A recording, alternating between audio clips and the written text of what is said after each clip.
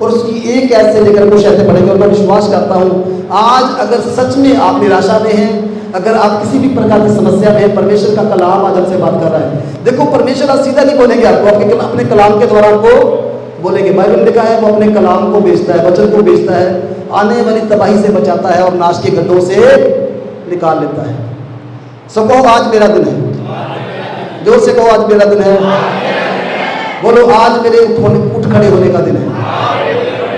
देखो वचन कितना उत्साहित करता हमें, ये प्रभु हमसे बात कर रहे हैं। कौन बात कर रहा है? बहुत सारे लोग कहते हैं हमने परमेश्वर की आवाज को कभी नहीं सुना। ये परमेश्वर की आवाज, परमेश्वर का वचन है। तो यहाँ पे आप पढ़ सकते हैं, उठ प्रकाशमान हो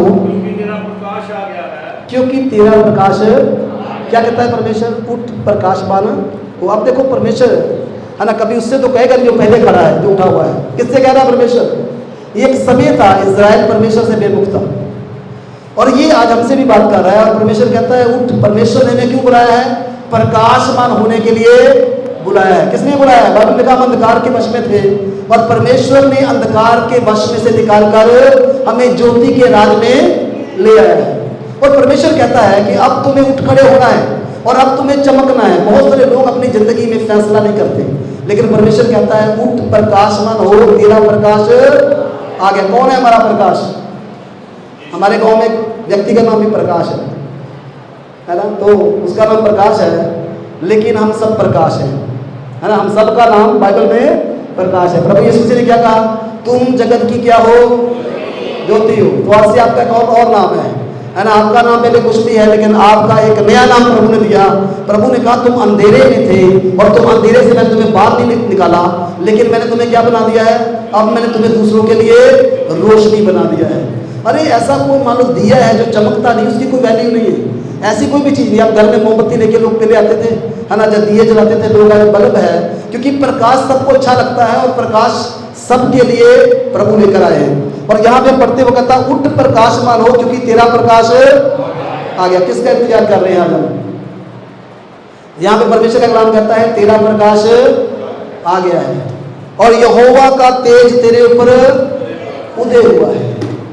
यहोवा का तेज क्या है? यहोवा का तेज क्या है? यीशु मसीह ने आज से 2000 साल पहले चेलों से बात किया, मेरा जाना तुम्हारे लिए फायदे की बात है, क्योंकि मैं जाऊंगा तुम्हारे लिए सहायक को भेजूंगा। यीशु ने कहा अगर मैं ना जाऊं सहायक नहीं आएगा। प्रभु ने कहा अभी तुम्हारा मन उदासी से भर गया है, लेकिन इसके बाद तुम आनंदित होगे, क्योंकि जो यहोवा का तेज है वो आएगा। मैं जाऊंगा तो वो आएगा, अगर मैं ना जाऊं तो वो नहीं आएगा। यहोवा का जो तेज है वो प्रभु की महिमा है, और प्रभु का जो महिमा है वो पवित्र आत्मा के बारे में शब्द है यहोवा का तेज। आज से 2000 साल पहले यहोवा का तेज उतर आया और फिर वो वापस नहीं गया।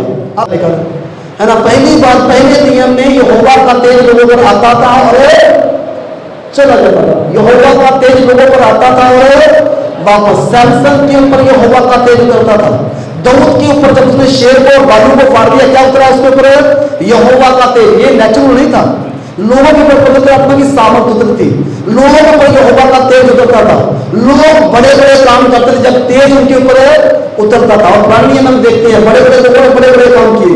सैमसन ने बड़े बड़े काम किए। सैमसन को एक दिन बांध कर ले आए, क्योंकि उन्होंने बोला कि अगर सैमसन को हमारे हवाले कर दोगे तो हम तुम लोगों को छोड़ देंगे। लोग सैमसन को बांध कर लेकर आए, और जब सैमसन के सामने आया वो सैमसन को पकड़ने लगे।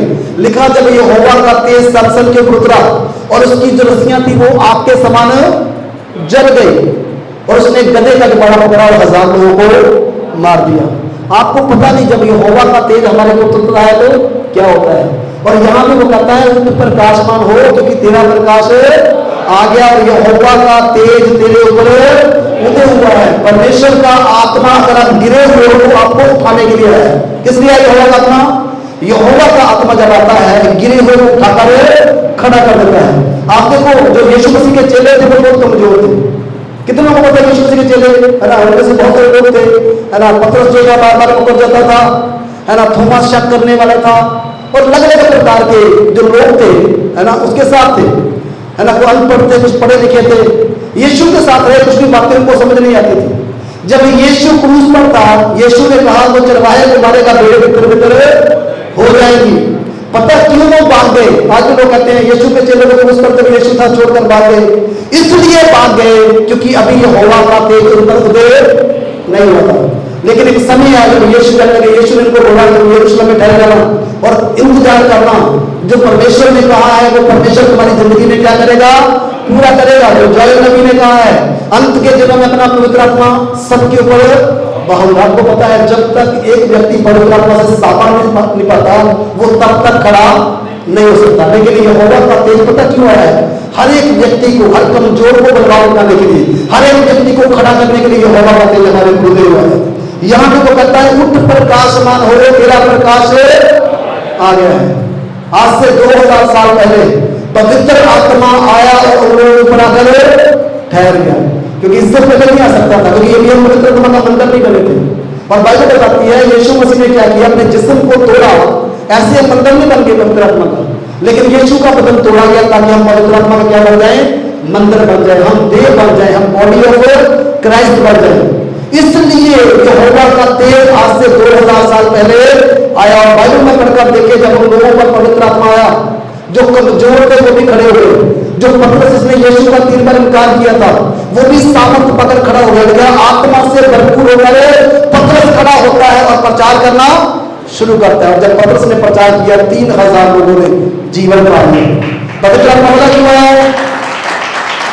आज हम आत्मा पाएंगे, है ना? हो सकता है लेकिन आत्मा बैठे पवित्र आत्मा पाने के बाद भी आज हो सकता है हम महसूस करते हैं, है ना? कई बार महसूस करने में चलते हैं, हम महसूस करने के द्वारा नहीं चलते। बाइबल में क्या है? हम विश्वास से चलते हैं। कैसे चलते हैं?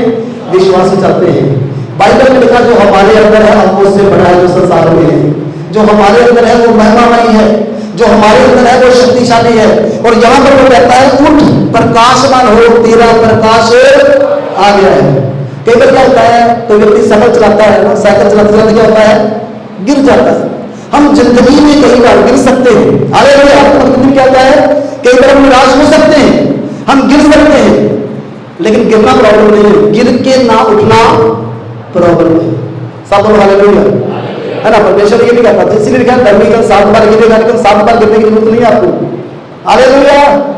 अगर आप पवित्र आत्मा से भरे रहेंगे आप कभी भी गिरेंगे नहीं, क्योंकि यहोवा का तेज आपके अंदर है। आपको पता है, कितनों को पता है यहोवा का तेज अब हमारे अंदर है।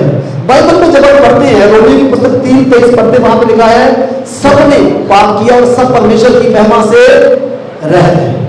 ये ओल्ड टेस्टामेंट है, सबने पाप किया। क्योंकि रोमियो का खत जब लिखा गया, ये पत्री जब लिखी गई, तो 3 चैप्टर तक वो बात कर रहा है कि सबने पाप किया, सबने पाप किया, सबने पाप किया है। लेकिन 3 से 6 चैप्टर में बात करता है हमारे पास अब एक सोल्यूशन आ गया है। वो सोल्यूशन कौन है? परमेश्वर का पुत्र यीशु मसीह अब हर समस्या का क्या है? समाधान है। इसीलिए उसने अपने पुत्र को भेजा और पुत्र को क्रूस पर भेजकर उस पर दंड किया गया भी, है ना? ताकि हम परमेश्वर का क्या बन जाए? मंदिर बन जाए, हम परमेश्वर के बच्चे बन जाए, परमेश्वर की संतान बन जाए।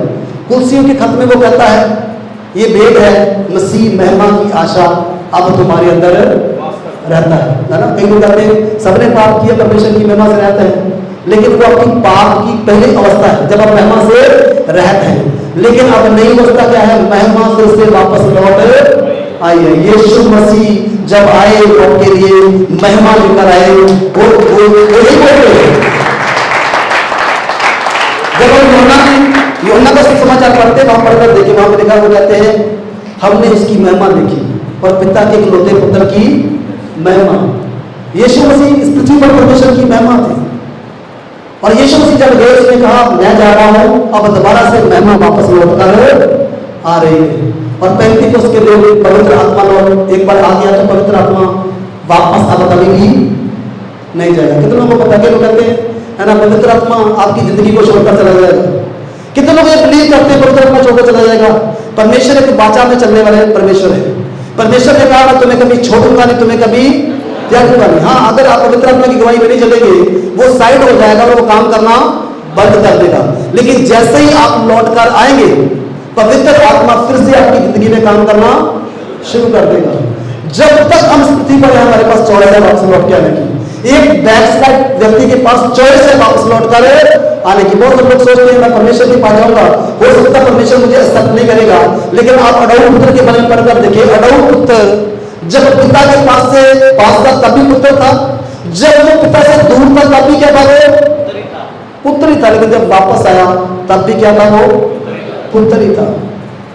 हम बच्चे हैं, एक बार जब जन्म ले लेता है एक व्यक्ति परमेश्वर के घर में, फिर क्या है, वो आपके घर में एक बार बच्चे ने जन्म ले लिया है ना, वो गलती करेगा कि आपका बेटा नहीं है, वो बच्चा नहीं है, वो आपका बच्चा ही रहेगा। लेकिन परमेश्वर चाहता है मेरे बच्चे मेरी नकल करें, मेरा अनुकरण करें, मेरे बच्चे इस पृथ्वी पर मेरी तरह चले, मेरे बच्चे जीत में चले। तो यहाँ पे वो कहता है उठ प्रकाशमान हो, तेरा प्रकाश आ गया, यहोवा का तेज तेरे ऊपर उदय हुआ है।